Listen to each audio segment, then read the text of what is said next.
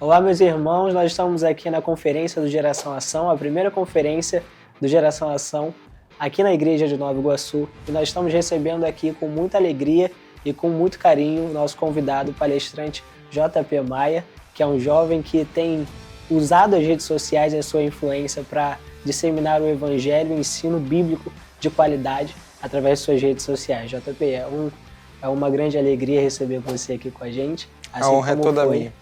Ao longo da palestra. Muito obrigado por estar aqui, viu? Obrigado, meu irmão, pelo convite. É um prazer estar aqui com vocês. O mesmo.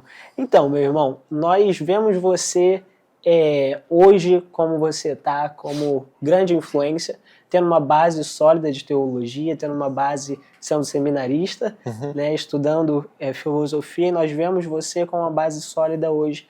Mas nós queremos saber como isso começou. Eu acho interessante que nós conseguimos saber melhor, entender melhor hoje, vendo como começou. E queríamos saber como foi seu início, seu relacionamento com a Palavra de Deus, com as Escrituras Sagradas. Como que isso se desenrolou através da sua vida, na igreja local, e contar isso um pouco pra gente. Então, eu não nasci em lar cristão praticante, né? Tinha uma mãe católica nominal, meu pai não ia à igreja, e quando a minha mãe converteu, quando eu tinha uns 7 anos mais ou menos, foi o primeiro contato que eu comecei a ter com a Bíblia, por causa das EBDs que a gente tinha, das classes para crianças, que foi quando eu comecei a aprender as histórias da Bíblia. Minha mãe tinha comprado um DVD do Diante do Trono, então via algumas coisas disso também. Mas o relacionamento de fato com a Bíblia foi a partir da conversão do meu pai, porque o meu pai, com 14 anos, mudou radicalmente de quem ele era e passou a ler a Bíblia diariamente, que era um hábito que eu não tinha até então, e não via ali em casa. Então, ele foi ensinando e pegando meio que eu e minha mãe ali, minha mãe era muito nova, convertida ainda também, foi pegando eu e minha mãe e levando os dois, sentava a gente no sofá e principalmente eu ali, lia a Bíblia comigo. Chegou um momento onde eu quis ler por mim mesmo, então até então eu fiquei alguns anos ali ouvindo meu pai ler a Bíblia no sofá comigo, ele me chamava para ler com ele, para me explicar alguma história, às vezes ele não chamava para ler junto, mas me explicava algo que ele estava lendo. E aí isso começou a me chamar muita atenção, porque meu pai tinha problema com álcool e a mudança dele na conversão foi tão grande que eu, uma mente muito cética ali na época, não consegui enxergar nenhuma prova material de por que meu pai estava querendo agora parar com tudo aquilo que dava prazer para ele e simplesmente servir a Jesus. Então, eu comecei a ver nas escrituras a possibilidade de entender um pouco do que tinha acontecido com meu pai. E aí, com 17 anos, eu comecei a minha primeira leitura da Bíblia progressiva, né? Que eu abri ali Gênesis e falei, não, vou agora ler de verdade, não vou só abrir de vez em quando aqui quando falam no culto. Então, com 17 para 18 anos, mais ou menos, foi quando começou esse relacionamento, a partir dessa influência do meu pai. Entendi. E, assim, quando nós falamos sobre leitura bíblica, sobre vida devocional, sobre essa construção de relacionamento, muitas pessoas, e principalmente jovens, na era que nós temos hoje, de prazer imediato nas redes sociais, informação rápida, a gente quer que o nosso relacionamento seja de 0 a 100 em um dia, em uma noite de devocional. E como foi esse processo, lidar com esse processo de construir um relacionamento dia a dia, a sua perseverança nisso, e como você pode ajudar outros jovens nessa questão? Eu acho que no início foi mais tranquilo, porque Deus estava me chamando para Ele ali. Então é aquela fase de nova conversão que você está muito animado com tudo, é tudo novo, né?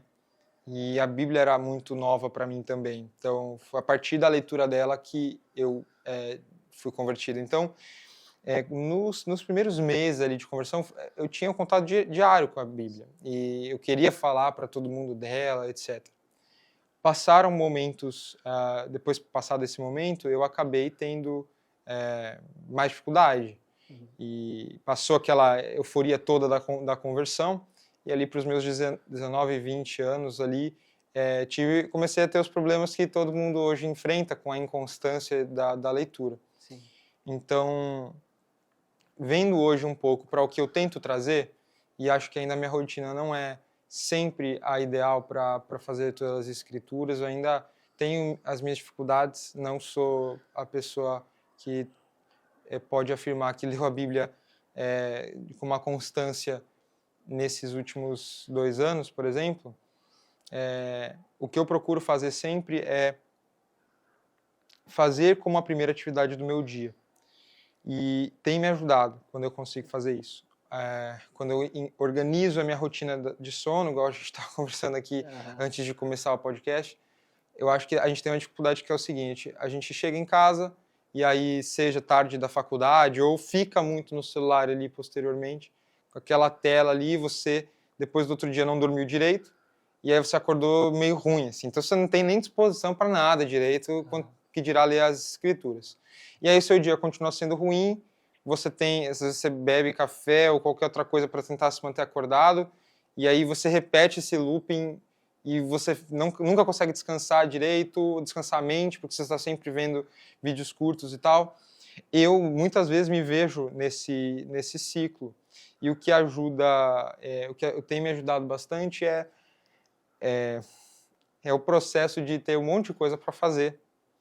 E eu não ter tempo, na verdade, para essas coisas. Eu percebi que, na medida em que eu fui tendo mais responsabilidades, eu fui tendo menos tempo para livremente ficar ali no Instagram. Não é que não aconteça isso. Uma sexta-feira ali à noite, às vezes, acaba acontecendo.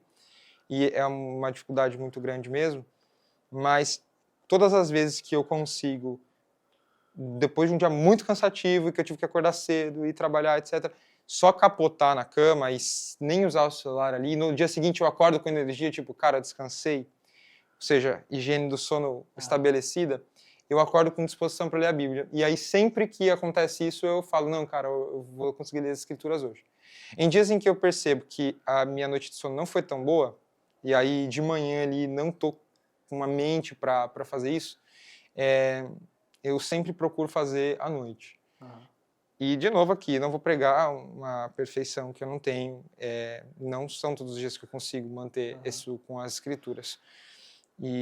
Mas é algo que eu vejo ali. Tem gente que consegue se dar melhor no final do dia. Poxa, eu terminei todas as minhas tarefas, e agora, quando eu for deitar aqui, antes de dormir, vou pegar a Bíblia. É até uma ótima coisa. Você substituir o celular por um livro, por uma leitura. Então, ao invés de ficar no celular, não, cara, eu vou ler a Bíblia hoje antes de dormir. Ou pela manhã, que eu acho o mais legal, porque você está menos cansado, né? Ou, idealmente, deveria estar menos cansado. Sim, muito bom. E uma coisa que eu achei interessante, que eu notei, é que seu relacionamento começou a partir de um exemplo dentro de casa, né? De um referencial dentro de casa. Eu também acredito que com referenciais dentro da própria igreja, da sua comunidade local, você se espelhou nisso também. E hoje você se vendo como um referencial, se tornando referencial para outros jovens, naquilo que você precisava de um referencial, como você vê isso tudo e como você vê esse quadro, né, de jovens se posicionarem nisso, de vida devocional, e se tornarem-se referenciais para outras pessoas. Eu acho que é uma responsabilidade que me trouxe muito temor desde sempre. Sim. E a coisa que eu mais vejo, especialmente, por exemplo, eu encontro um caso de um pastor que era tido como referência e, de alguma maneira, altera os princípios da Bíblia, muda de linha teológica para uma linha horrorosa de teologia, por exemplo. Acontece com alguns. Ou mesmo casos de pastores que, por exemplo, caem em pecado. Eu sempre olho para isso e eu oro. E eu peço a Deus misericórdia. Porque eu não posso olhar para essas pessoas e dizer, poxa, olha como eu sou superior, olha como eu sou melhor, como se eu não estivesse suscetível às mesmas coisas.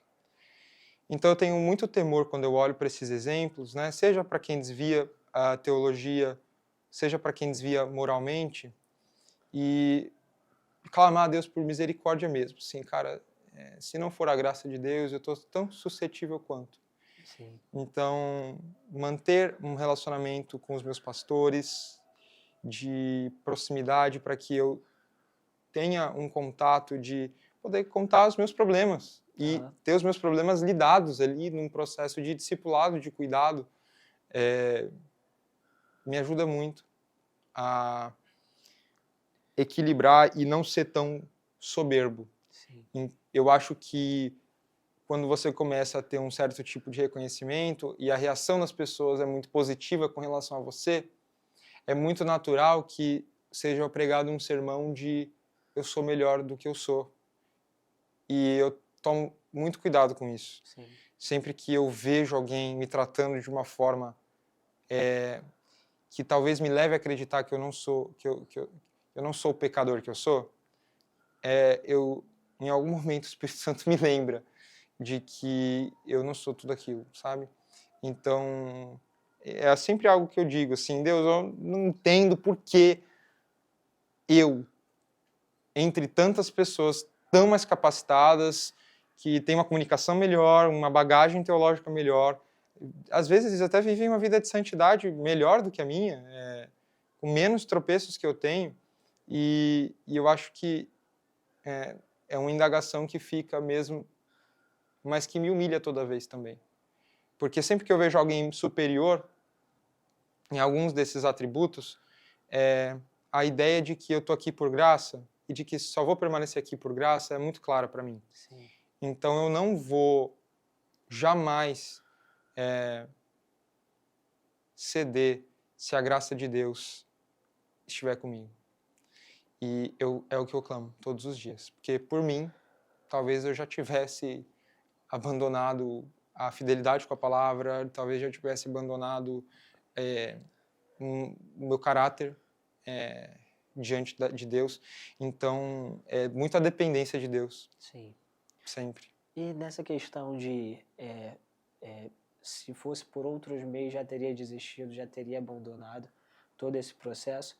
Hoje nós vemos através das suas redes sociais, né, acompanhando um pouco daquilo que você coloca através das suas redes, que você com 23 anos, você já você faz o seminário, você já estuda filosofia, já tem projetos para frente, projetos de mestrado vindo aí, e nós queríamos saber o que te motiva a continuar nisso tudo, a não parar, pelo contrário, olhar no horizonte, ver que ainda tem mais coisas, quais são os planos para o mestrado, que você, como você enxerga esse caminho que você está trilhando. A ideia de continuar a graduação e pós-graduação, para mim, ela está muito atrelada com a finalidade pela qual eu vejo a minha vida, a missão da minha existência, que eu vejo como anunciar a supremacia de Cristo sobre todas as coisas. Eu vejo que Deus me deu a capacidade de entender e de estar no meio acadêmico e de lidar com esse meio e de traduzir esse meio também para quem não tem acesso a esse meio. Então eu vejo os meus estudos como uma forma de honrar a Deus e sempre servir melhor a igreja ensinando. Se eu consigo ter cada vez mais bagagem de conhecimento para fazer Cristo conhecido, então assim eu farei.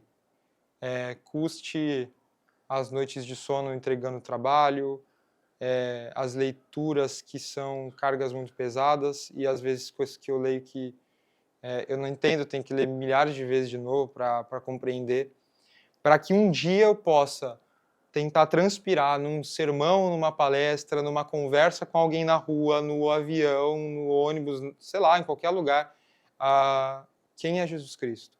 Sim.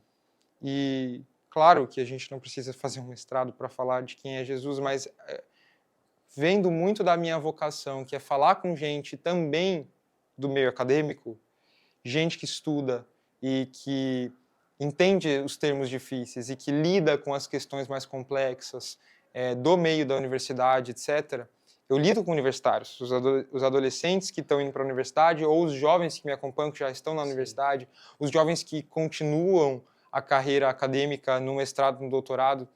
Então, a minha comunicação para essas pessoas e para aquelas que também não estão ali, mas que eu posso simplificar o que eu aprendo no meio acadêmico, se tudo isso for para a edificação da igreja, para anunciar Cristo, então assim eu farei. Eu entendo que essa minha vocação de carreira acadêmica, ela muito tange isso.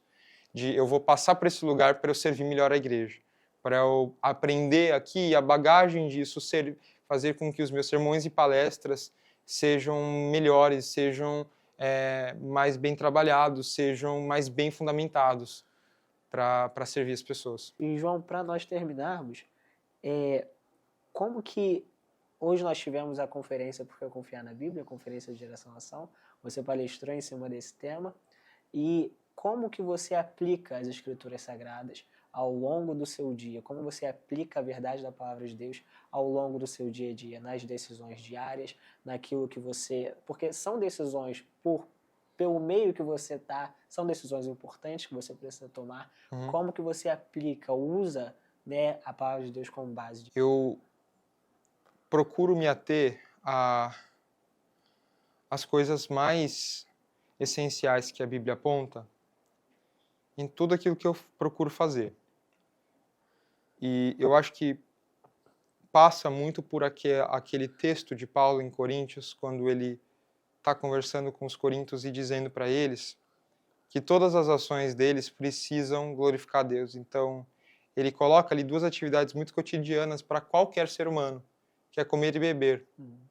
E ele fala para eles glorificarem a Deus fazendo essas coisas cotidianas, talvez quebrando com a nossa ideia hoje, né? Trazendo para hoje, de que é só no contato imediato com as Escrituras, quando eu estou lendo, estudando, que eu posso glorificar a Deus.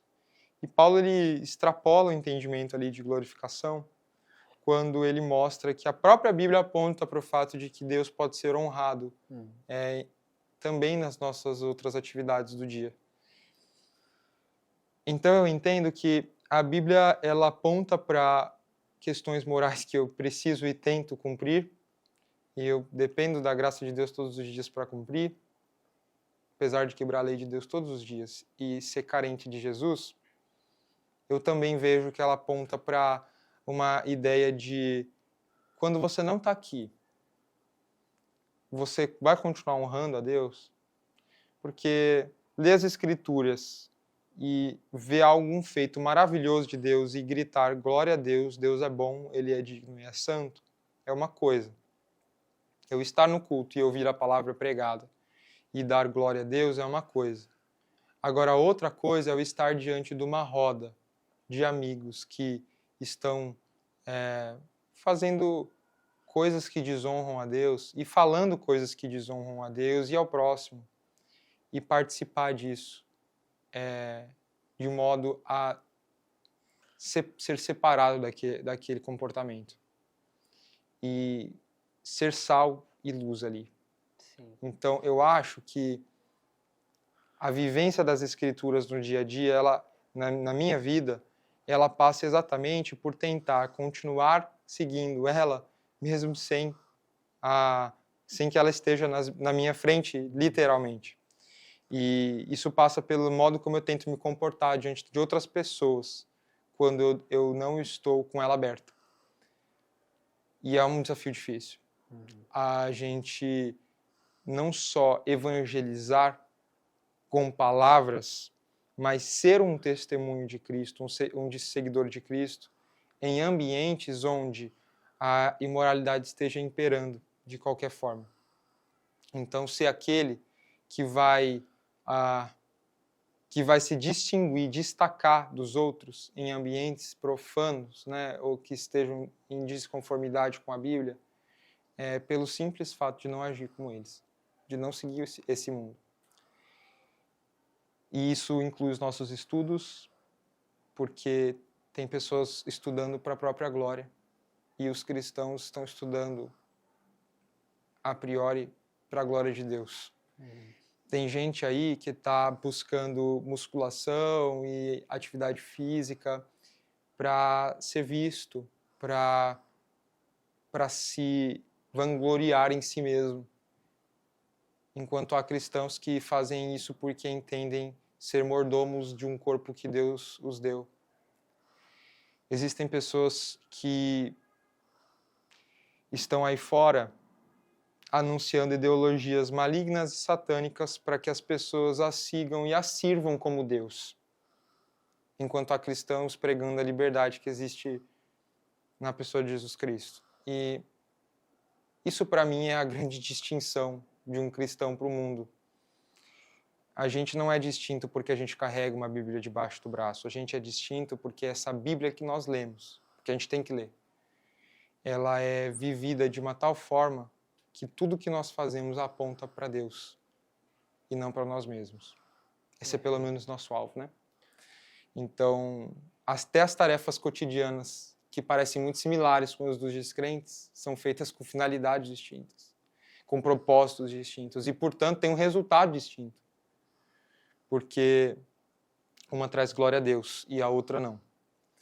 Então eu acho que isso é o que fica para mim de aplicação da Escritura, é o que eu procuro aplicar mais, que eu tenho falado no meu Instagram sobre glorificar a Jesus, com a inteligência, com o corpo, com honrando os pais, e fazendo devocional e qualquer outra atividade que a gente esteja fazendo, porque tudo que a gente deve fazer tem que apontar para a glória de Deus. Perfeito, João.